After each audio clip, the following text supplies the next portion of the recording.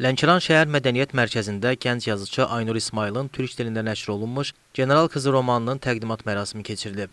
Mərasimdə şair və yazıçılar, ictimaiyyət nümayəndələri və gənclər iştirak edirdilər. Çıxış edənlər gənc yazıçı Aynur İsmayılın vətənpərvərlik mövzusunda qələmə aldığı romanı yüksək dəyərləndiriblər. Kitabın bədii məziyyətlərindən və ictimai-siyasi əhəmiyyətindən bəhs edən natiqlər bu cür nəşrlərin gənclərə vətənpərvərlik hisslərinin aşılanmasında və onun təbliğ olunmasında mühüm rol oynadığını diqqətə çatdırıb, müəllifə uğurlar arzuladılar.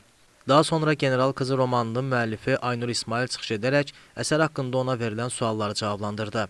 Belə ki, romanın qəhrəmanı əslən Azərbaycandan olub, Türkiyənin İzmir şəhərində yaşayan Ada, Tovuz döyüşləri başlanandan sonra ailəsi ilə birlikdə öz vətəninə qayıdır. Burada müəllifin gözü ilə əsərin baş obrazının yaşadığı duyğular, vətəninə bağlılığı ön plana çəkilir. Qeyd edək ki, yaradıcılığının əsas istiqaməti vətənpərvərlik olan Aynur İsmayıl 2006-cı ildə Lənkəran şəhərində anadan olub. Hazırda Lənkəran Dövlət Universitetinin 3-cü kurs tələbəsidir. Kitabda vətənpərvərlik hissi, şəhidlik məqamının aililiyi, uzaq məsafənin ayıra bilmədiyi dostluq və s. kimi məqamlar vurğulanıb. Kitab türk dilindədir və yazdığım ilk romandır.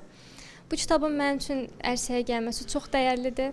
Çünki mən ilk kitabımda bütün dəyərli hisslərimi oraya yazmışam və kitab 2-ci Qarabağ müharibəsinə aiddir.